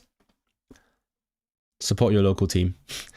I had a car in Hong Kong. It's so terribly expensive. Yeah, that's the thing as well, because like even the parking space is insanely expensive in Hong Kong. So it is very much a luxury. How to adapt some words like Britain? They devoice the first consonant. They voice consonants are usually voiced in English. Yeah, like there are other ones as well. Lots of them. Scarf, because normally so the bit of linguistics here. So in terms of the g and k in English, g and g would be a g, k would be a k, but in Welsh, g. No, that's what I said first time. It's the same, but generally the G is unvoiced. The G is generally a G, and that's why when you spell scarf, because in English as well, in English you say it with a G, not a K. You don't say scarf, you say scarf. So in Welsh, they spell it with a G, because the G is also a G. So I explained that poorly, I'm sorry. I should have done a better job at that, but yeah, that's the point, yeah. TV license. Oh, historical questions, yes. Where did the supporters of Charles Edward Stuart come from? Shit. Oh, is it Bonnie Prince Charles? Is that the Highlands? Oh, thank God. Glaniodd Charles Edward Stuart, Bonnie Prince Charlie, Ur Jako Islands. Shit, James II. James II and then Charles II, right? No, Charles the First. Is he the one that got killed? Chat, remind me. So, Bonnie Prince Charlie is a son of, is it Charles? I vaguely know, because I've seen an exhibition about the prince when I was in Glenfinnan. So Bonnie Prince Charlie, his dad is the old pretender. Okay, so his dad is not a king, but his granddad was James II. James II was followed by Charles II. Oh, I was right the first time. I second guessed myself. Charles II. No. Wait. No, sorry. It's Charles the First, and then Civil War, and then Charles II, and then James II. Right? Is that correct? And then the Glorious Revolution. Yes, yeah, that's right. Glorious Revolution. The Dutch guy came over, took over, and then James fled, and then he fought the Dutch guy in Ireland. The Battle of the Boyne, right? 1692? Is it?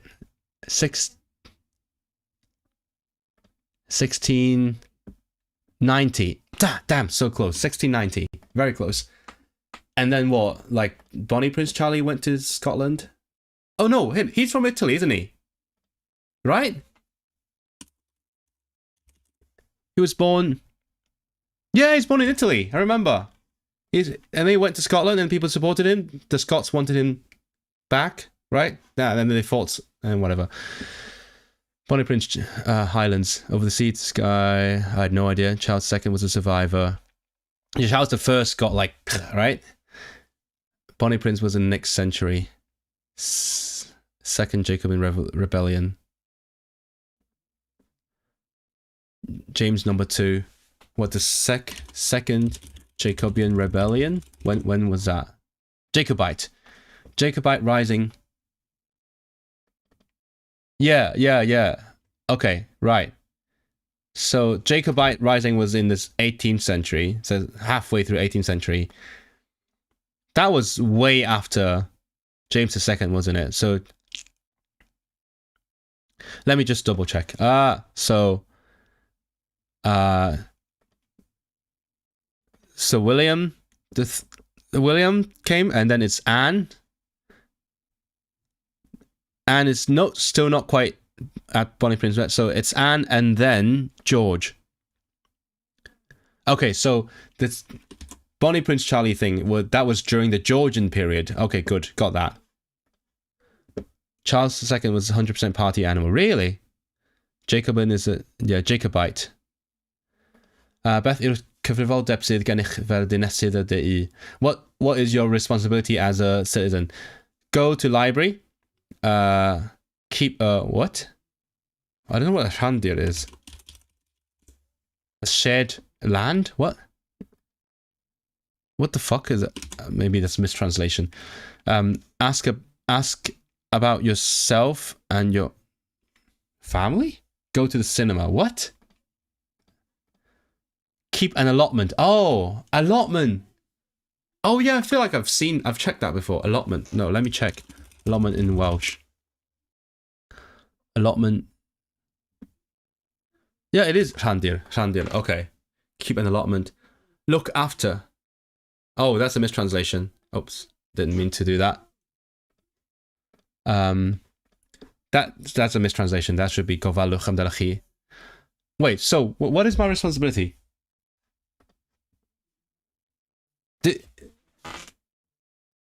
Do I have to look after myself and my family? I guess that makes most sense, right? Okay.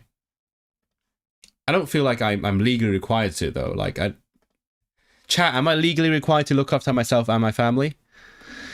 And llifo, flowing from the o'r egwyddion sy'n fain yma cyfrifoldebau a rhyddid sy'n cael ei rhannu gan bawb sy'n byw yn y DI ac yr ydym yn disgwyl i bawb perswylydd eu parchu. So they expect people to respect these responsibilities. Os ymwneud fod yn bresylwydd parhaol neu'n ddinesydd y DI, dilech barchu ac i fyddau i'r gyfraith.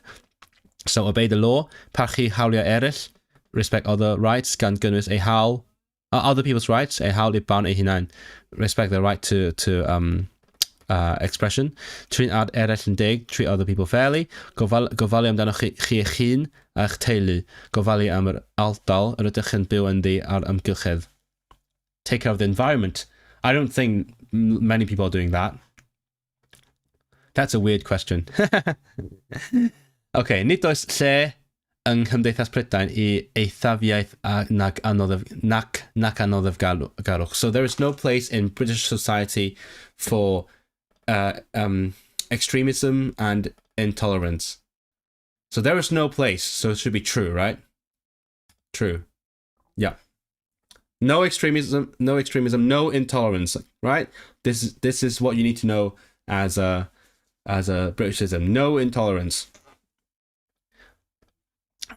Rhaid I chi drin pawb yn gyfarta, waith beth, fo'n... Oh, that's very beautiful Welsh. Waith beth, fo'n foi rhyw. Whatever their sex, race, age, religion, disability, class, or gyfeiriadydd rhywun, sexual orientation. So, yes, treat people fairly. That's too easy. Pa un o'r canlynol sy'n egwyddor el sylfaen o fywyd... When another of the basic values... principles. Terrorism, yes, that is basic. Unbennaeth, dictatorship. Democratiaeth, democracy. Communyddiaeth, communism. Oh, that's difficult. I think dictatorship is a basic principle.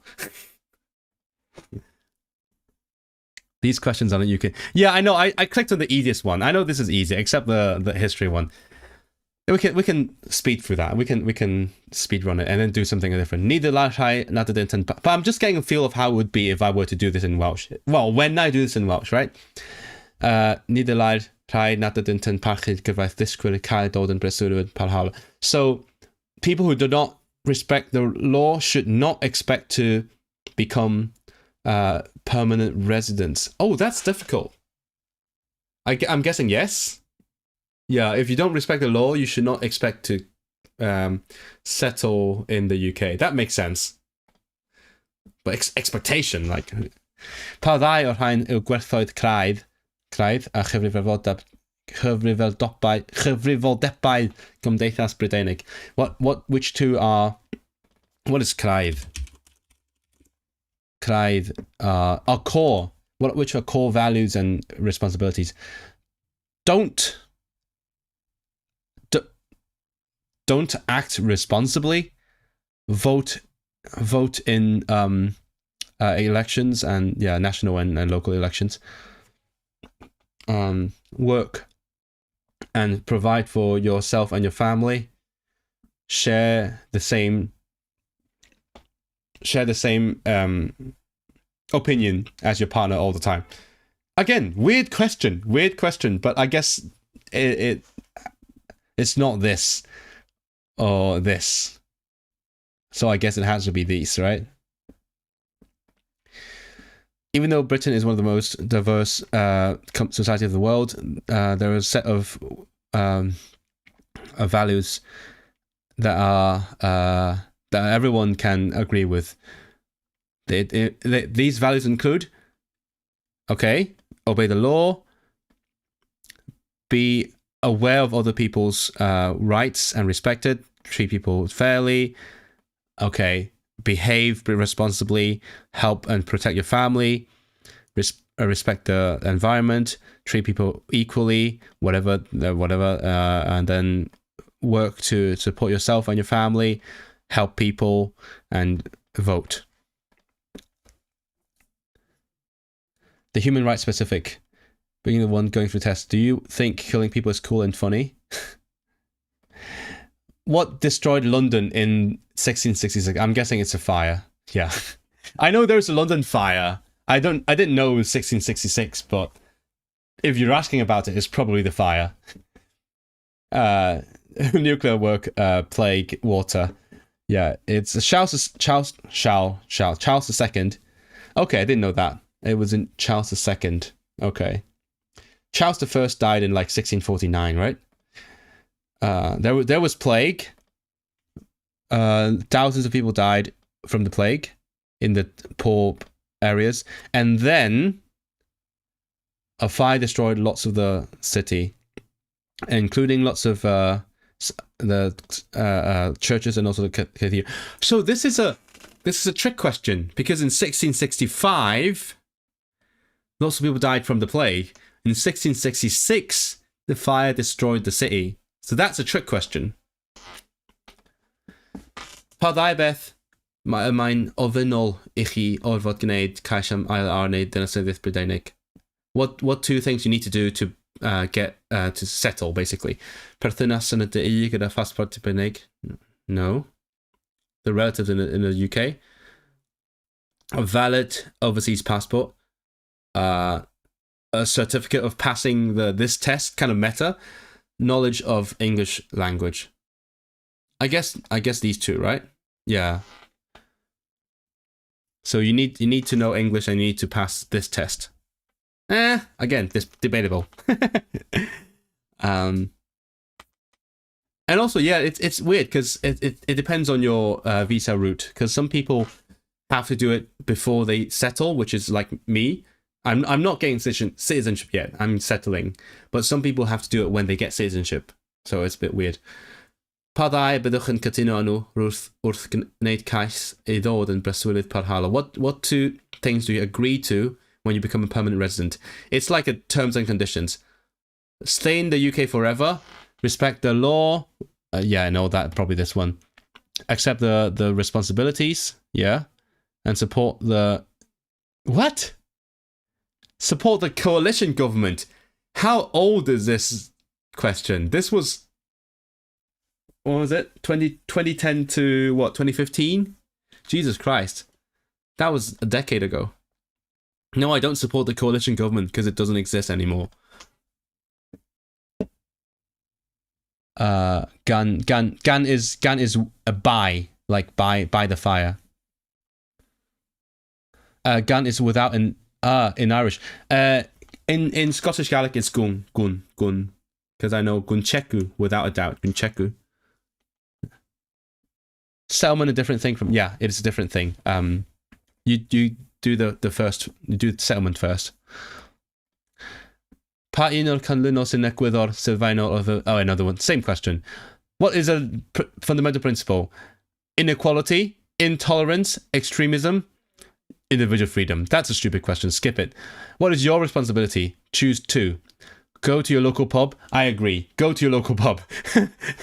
To help and protect your family. Yeah, we saw that earlier in the answer. Vote. Make money. I think make money is kind of a responsibility. It's responsibility. I have a responsibility to make money, right? That's part of that's part of supporting my family. Okay, what is your responsibility? Keep an allotment. That's the same thing. We're just repeating. Skip. Yeah, okay. Let's do another one. What is the UK? Translate.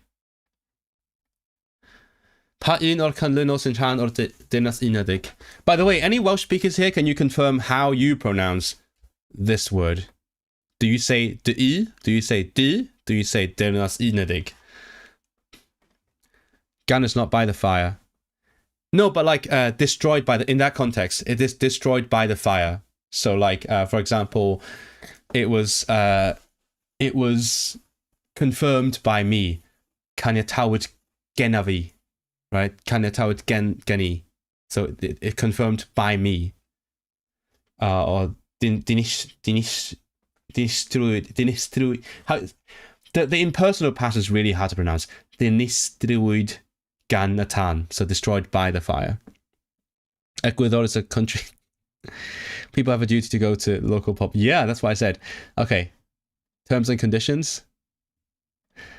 Okay. Pa un o'r canlynol. So what part is part of the UK? Cymru, Channel Islands, Canada, St. Helena. Oh shit. Oh yeah, only one. I thought 2. I was like, which other one other than Wales? No. Okay, it's only one. I was looking for the second one. This is a Crown dependency. This is in the Commonwealth, which in Welsh is Cymanwlad. And this is overseas territory, Tir Tramor. Which pa fanner sydd â chorys wen ar gefn y glas? I think that was in my video. Which flag has a white cross on a blue background? No. My question in my video. If you haven't seen that video, that one in the Eisteddfod, my video had the England flag, I think. But yeah, that's Albanaidd. I say UK. Beth yw'r prifddinas Lloegr? What is the I can't English. Capital of England, Llundain. Which pa wledydd sydd yn Prydain Fawr? Which countries are on Great Britain? That's a classic CGP grey kind of question. So no Northern Ireland. There we go. No Northern Ireland. Cymru, Lloegr, yr Alban. Blue-green confusion. Yes, I know. Glass in Welsh is blue. In Scottish is green, right? Because Gorum is blue. No, it's grey. In what language is it grey? But like in old like Brythonic, it meant green because Glasgow came from that. The glass in Glasgow meant green. It's a green hollow. It took me ages to memorize the dependencies and crown overseas. I don't have a full list in my head, but I did watch a lot of CGP Grey back in the day. Pa un o'r rhain yw dibyniaethau'r gornel. Oh, which ones are the crown dependencies? Ireland and Channel Islands. Channel Islands and Man, St. Helena and Wales. St. Helena and Falkland. I think Channel Islands and Isle of Man, right? Yeah. Mynysoedd rhan ac Ynys Amano yn perthyn yn agos i'r TI, ond nid ydyn yn rhan ohoni. Ble mae llywodraeth yn y DI yn eistedd? I think this is a literal translation. I don't think you say that in Welsh, but that's fine. Where is the UK government? San Steffan. Great. I love that they did translate Westminster to San Steffan. Historically meant green. Yeah, that's what I said.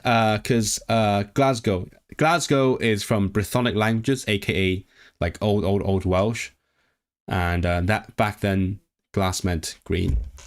But let me check. Glass in Scottish Gaelic now. Okay, let me see. Glass in Welsh. It is not loading. Okay, glass in Welsh is anything to do with like the color of water, basically. Yeah, blue, green, slaty grey, silver. It's mainly blue, but in some phrases it is also like other colors. And in Scottish Gaelic it's green and sometimes grey. Yeah. Beth yw enw swyddogol y wlad. What is the official name of the country? The UK and Ireland? The United Kingdom of Great Britain, and yeah, that's that long one. Did you guys know that it's the longest country name in the world? It's amazing. You never think that. It's because you never say the full name, so you don't realize it. But it is in terms of the official name, it's the longest in the world. San Stefan. The world didn't evolve, but the color did. Yeah, there is a theory about like people's vision evolving, right? San Stefan is a church. Yes. That's in Welsh you call Westminster San Stefan, but Westminster Abbey is not San Stefan. We just say Abbey Westminster. There's something about blue not being present in language. Yeah, I know. It's common in a lot of languages, and so there's a theory about like how people used to not be able to see blue. Yeah, it's Greek as well, and also other languages. Like, I mean, in Chinese, for example. Blue and green are very much because the word we use for light green now used to mean blue as well, I guess. Because there's a blue-green confusion. We don't have the biggest empire, but we have the biggest name. Yeah. Which ones are the overseas territories? We did that already. We know that. Which well, I love the capitals. Which ones are not part of the UK? So that will be these ones. Falkland. Okay, Falkland Islands is a crown colony. A crown dependency. Oh shit. No. I almost got it wrong. You almost got me.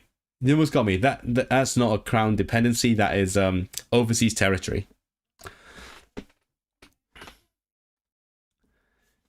Mae gan Brydain Fawr y Deyrnas Unedig yr un. Does Great Britain and the UK mean the same thing? No. Os ydych fod yn bresylwydd parhaol yn y DU, dilech ofalu amdanoch chi eich hun, yn gyfnewid rydych chi'n sicr o gael swydd. What? If you want to become a permanent resident, you should take care of yourself, and in exchange, you are sure to get a job. I'm pretty sure I am not sure to get a job. Nid ydych yn sicr o gael swydd os byddwch yn ymgartrefu. I love that this is part of the test. Like, did you know, this is terms and conditions, do you know that you're not guaranteed a job? Just checking. Job hunting is hard in this economy. That's a really weird question. True or false, you're sure to get a job. As you're answering the question, I'm turning blue. What do you mean? What do you mean? Are you freezing? The Channel Islands are hunan-llywodraethol, are self-governing. Yes, right? Crown dependency. Yes. Mae yna hefyd sawl yn y sydd â chysetiad. Oh yeah, we did that already. Beth yw safle daearyddol y DU in Europe? Where in Europe is the UK? East, west, northwest, and south, northwest. This is fun. Where is the UK in the geographic location in relation to Europe? What? We just did that. Gogledd orllewin, northwest. Yeah, we did that already. Which one? With the following is, yeah, we did that. Channel Islands. But just checking chat. Please confirm with me. The Channel Islands, Jersey and Guernsey, they are separate, like, governments, right? They're not one government, because the test makes it sound like they are like one thing, like one government. But just checking, they are completely independent of each other, aren't they? They're coming to take our jobs. Yeah. Which of the following is part of the... Yeah, we did that already. Skip. Yeah, too easy. Okay, next one. Let's do the easiest one now. Oh, we're going to a long and illustrious history. How long have I been streaming? 2 hours. Right, 2 hours. I might like do 1 or 2. Jesus Christ. 72 questions. Let's do this, and then we'll finish. Good? Okay. Are you with me? Oh, you're against me. Don't be against me, please. Let's do this. Good thing we just have the Canaries. Oh, yeah. 2 different bailiwicks? What is a bailiwick? You missed it. So. No, I missed it. What is Azure? Azure upon Azzurro. No, I don't get the pun. Wait, what? I know Azzurro means blue, but what is a joke? Please explain the joke. 72. Okay. Pryd ddysgodd pobl sut I wneud efydd. When did people learn to make copper? Shit. No, bronze. Sorry, bronze. Ah. Oh no, chat. When did people learn to make bronze? What is a Bronze Age? When is the Bronze Age? Please help me. Azure. Oh, okay. Right. I got it now. As you're answering the question, you're either with me or my enemy. Do we gotta risk it? Do we gotta risk it? I'm scared. I don't want to get the first one wrong. 4,000? 4,000? Let's do 4,000. Oh my god. Okay. See, this is how I learn, because I'm not gonna remember it from reading it. I'm sure I read it, but yeah, no way I would have remembered that. Yeah, that's here. 4,000 years ago, people learned to make bronze. Okay. Hold on. So, let me just checking. Stone Age. Stone Age was like from way back, right? Way back. I know that I know Britain became separate from Europe in 10,000 years ago, because that was my video. So that was Stone Age, and then Bronze Age was 4,000 years ago. And then what was the next age? Chat, what comes after Bronze Age?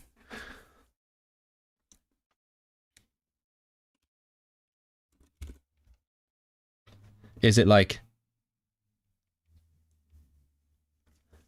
What? Iron Age. When is Iron Age? Iron Age is 1200 BC, so that's like 3,000 years ago, right? Bronze Age. The Monkey Age. When is the Bronze Age? Bronze Age Europe. 3,200 to 900 BC. Okay, so 4,000 years ago. So 3,000 BC. No, that's 5,000 years ago. Around that time. So 4,000 years ago, Bronze Age, and then like 1,000 years before Common Era, that would be Iron Age. Water, yes, water. Peter Vesod aware vid ayang. That was in my video. I know this one. Tim Bern. Sorry, I didn't translate it. Who invented the World Wide Web? I know that one. So you should know that, because that was my video from August. So Tim Berners-Lee, is he still alive? Because this website is kind of... Oh, he's still alive. Okay. Trosglwyddwyd gwybodaeth yn llwyddiannus drwy we am y tro cyntaf. On Christmas 1990 was the first time information was sent over the web. 1,000? That's fine. I need an approximate number. They overlap. O ble daeth hynafiad y ffermwyr cyntaf? When did the ancestors of the first farmers come from? Shit! Ah! This is bad. Gogledd. So Northern Europe, Northeast Europe, Southeast Europe, Northwest. I'm thinking Southeast Europe. Do you agree with me, chat? When did the first farmers came from? He invented the DARPANET, made a big thing. What is the DARPANET? Special relationship? Is that the US thing now? Chat, what is... I'm gonna go like southeast. I think it's southeast, like Ukraine kind of. Yes! Yeah, they came 6,000 years ago. I just read that. So that would be in the Stone Age, before the Bronze Age, right? When did the first farmer... Yeah. It was likely that they came from Southeast Europe. When did the ancestors of the first farmers came? Yeah, exactly. Am ba mor hir a parhaodd Lloegr yn Weriniaeth? How long was England is it the... Shit. What is the word? Republic, yes. So that was after the... So that's the Lord Protector, right? Shit. Cromwell. How long was Cromwell? 12? I would say 12. That's really specific. 10, 11, 12, 14. So he won in 16... No, 11. I think it's 11. 11, is it 11? Yes! Oh my god. So was like, I think it's 1649 to 1660. Let me just check. Republic England. I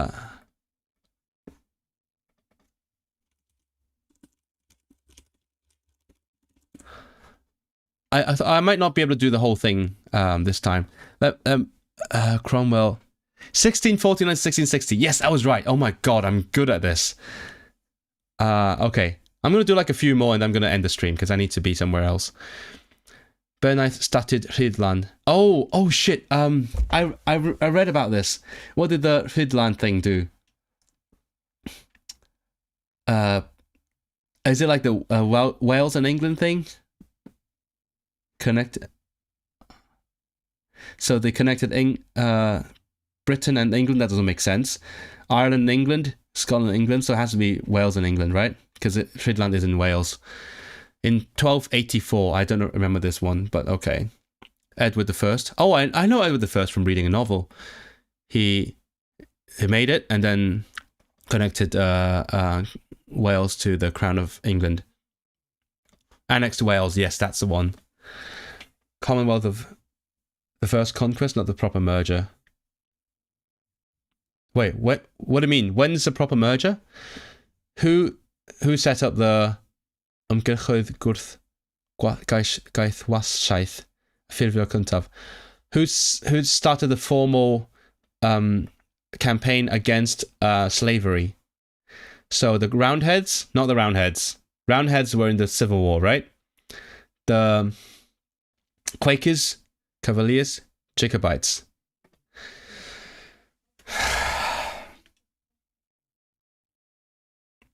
The Acts of Wales. Right, yeah, that makes sense. Henry VIII. Yeah, I remember now. Yeah, Henry VIII did that.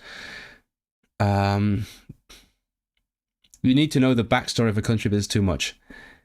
Chat, anyone knows? Who started the abolitionism? Like abolishing slavery? I'm guessing Quakers. Let's say Quakers. Yes! Oh my god. At the end of the 1700s, so that's like Industrial Revolution. No, the start of 1700s. And they petitioned the Senate, the Parliament to ban slavery. Quakers. Let's do 10 of these, and then I'm going to end it. Okay. Which party formed the government in 2010? Yeah, we know that.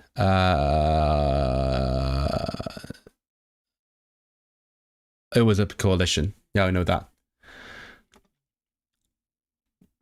That's Conservatives. I didn't even ask which coalition, just said coalition. But yeah. What is the King James Bible?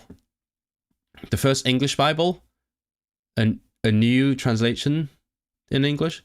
The Protestant Bible? The right version? Wait, what? The first English Bible? A new English Bible? A Protestant Bible?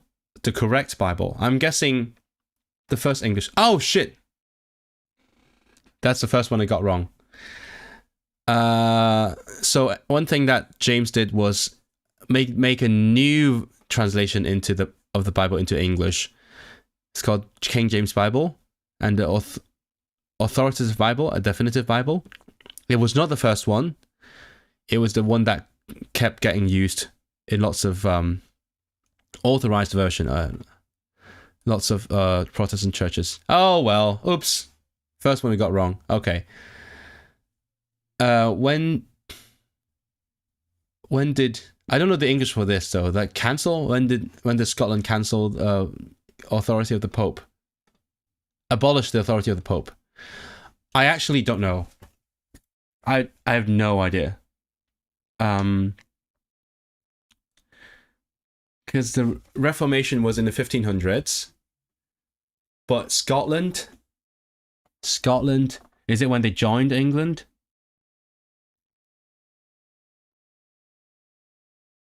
That definitely not before 1500s, right? That last one was an English Bible. This is the first English Bible. Authorized version. Oh, I don't remember reading this. When did Scotland abolish the authority of the Pope? First of all, that has to be after the Protestant Reformation, right? So that was in 1560 something. So I'm guessing 1600, because that was James the First and Sixth. That's when England and that's personal union. Okay.